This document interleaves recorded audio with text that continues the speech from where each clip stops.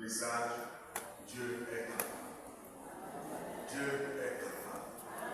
Dis à ton frère, Dieu est capable. Tu dis à la sœur, Dieu est capable. Il est capable de tout faire. Et de nous aider à mieux faire la mission. Il est capable de secourir. Et nous serons certainement édifiés autour de ce thème tiré du livre de Philippiens, l'épître de Paul aux Philippiens, le chapitre 4, versets 6 et 7. Un passage merveilleux que plusieurs connaissent et l'apprennent par cœur et même le récitent. Le cite et récite ce passage pour notre édification. Philippiens chapitre 4, versets 6 à 7. Je fais la lecture. Ne vous inquiétez de rien, mais en toutes choses, faites connaître vos besoins à Dieu par des prières, des supplications, avec des actions de grâce. Et la paix de Dieu, qui surpasse toute intelligence, gardera vos cœurs et vos pensées en Jésus-Christ. Prions le Seigneur. Béni sois-tu, Père Céleste, pour ton amour et ta grâce. Merci pour ta bonne parole que tu nous donnes de partager ce matin avec ce peuple précieux que tu as acquis au prix de ton sang. C'est ton peuple à toi. Ce sont tes enfants, Seigneur. Et tu les rassembles autour de ta personne. Oui, Dieu est capable de faire plusieurs choses, de mener plusieurs actions dans la vie de tout homme, de toute personne qui s'attend justement à lui. Mais ce matin, je vous parlerai d'une chose importante dont il est super capable de faire dans la vie. Nous sommes déjà au 5e mois de l'année. Il en reste encore quelques mois pour faire les 12 mois. Mais on se rend compte qu'il y a bien des difficultés qu'on traverse, qu'on connaît, des choses qu'on vit, qui nous déroutent, qui nous perturbent, qui nous déstabilisent. Des choses pour lesquelles on aspire profondément à un secours divin, à une solution immédiate. Mais malheureusement, cela ne vient pas. Et quelquefois, on est découragé, on est attristé, et même voire inquiet. Mais ce matin, laisse-moi te dire que ce n'est pas un hasard que tu sois là dans ce temps. Mais c'est le grand Dieu du ciel, de la terre, qui a aimé d'abord l'homme en envoyant le Christ de Jésus, qui a voulu que tu sois là pour qu'il te rencontre et qu'il te rencontre de façon dynamique pour mettre fin à ta souffrance et à tes difficultés. Il est là ce matin, par son esprit, et il veut te faire du bien. Dis à ton frère, à ta soeur, Dieu est là et il veut te faire du bien.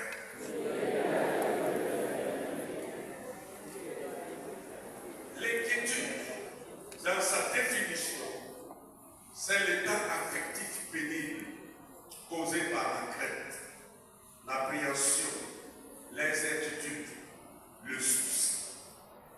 L'inquiétude, c'est aussi la difficulté d'arriver à la quiétude, la paix, la tranquillité.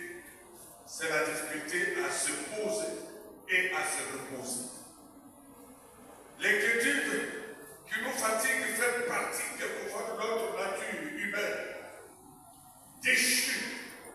La nature humaine déchue. C'est-à-dire ce que la nature humaine est devenue après la chute d'Éden. À l'initiale, l'homme n'a pas été créé pour être inquiet. La cause, Adam était seul dans la forêt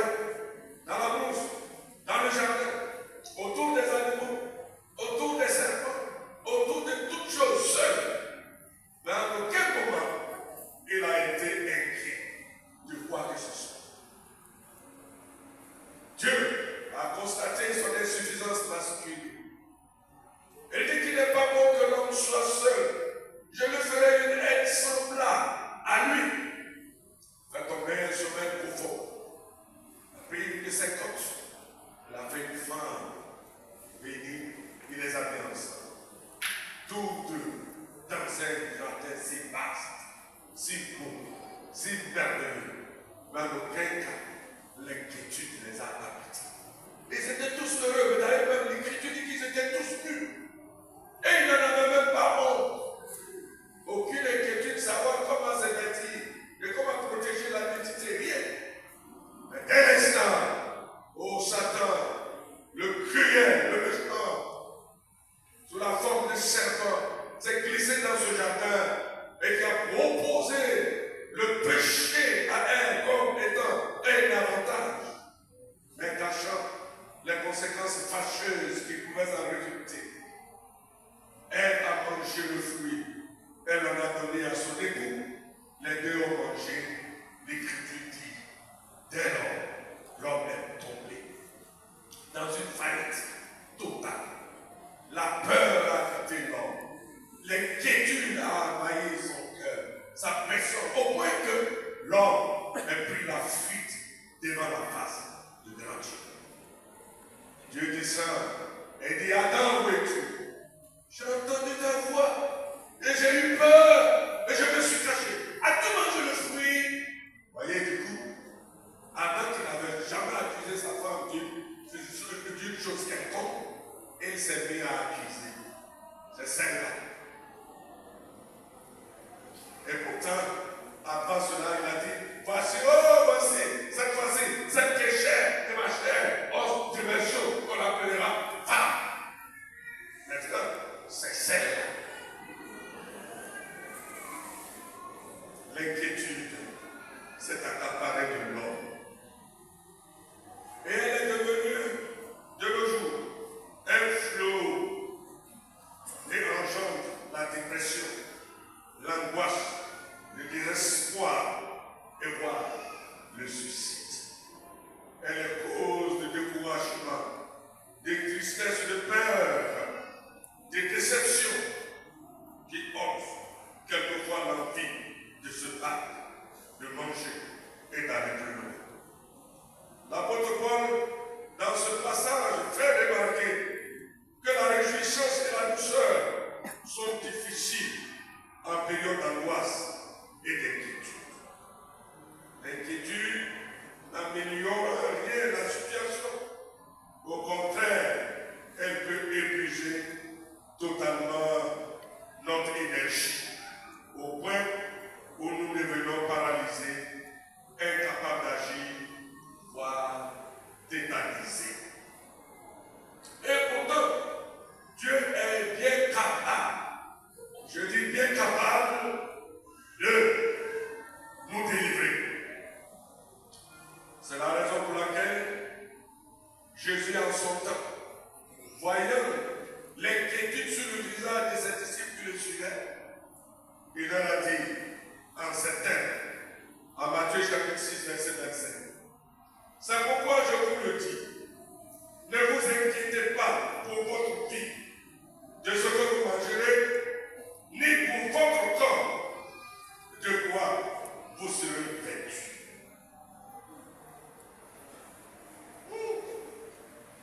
Il continue, et ne vous inquiétez de rien. Et c'est Paul qui le dit, et c'est ce que nous avons lu. Ne vous inquiétez de rien. Mais de toutes choses, faites connaître vos besoins à Dieu. Jésus-Christ l'a dit à ses disciples. Paul le répète à l'église sainte de Dieu. Dieu, ça veut dire que c'est une réalité. L'inquiétude. Mais il n'y a pas un pays où les hommes, où vivent les hommes, ne connaissent pas l'inquiétude. Ce matin, toi qui es là, saisi par une situation quelconque, tu es inquiet.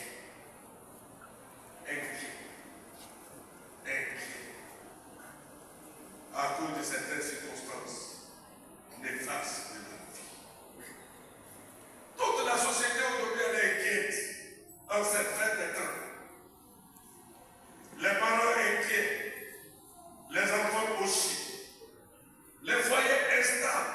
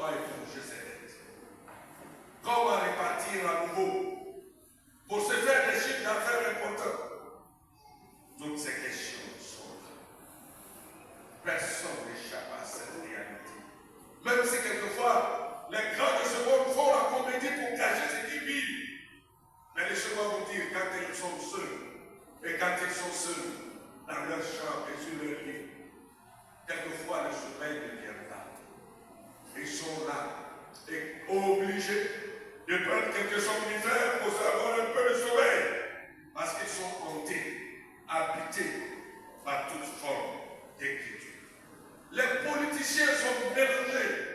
Et le monde entier à l'heure actuelle est dans une turbulence totale, parce que ce sont les signes de la fin des temps. Ce ne sont que le début des douleurs que connaît le monde. Ce n'est pas encore la fin. Oui, chers amis, nous allons résolument vers la fin de toutes choses. L'apôtre Paul l'a dit déjà il y a plus de 2000 ans. Les jours sont mauvais. Nous allons à la fin et vers la fin de toutes choses. C'est en cela et c'est pourquoi le croyant doit davantage ouvrir les yeux pour ne pas se livrer à n'importe quelle vie. Passer et se débarrasser de tout ce qui est embarrassant et s'attacher à ce qui est essentiel. Et l'essentiel, c'est justement faire la volonté de Dieu et servir Dieu de tout cœur. Oui, Dieu est capable. Il est capable de vous guérir, de vous relever, de vous restaurer, de vous repositionner. Il est capable de guérir et de mettre la paix dans le foyer, dans la maison. Il est capable de vous donner un avenir radieux. Mais comment cela pourrait être possible, chers amis, chers frères et sœurs? Il y a 3 éléments très importants ce matin que je vous suggère pour votre édification, pour notre édification. Le premier élément qu'il faut regarder et appliquer pour être béni et délivré, c'est connaître Dieu.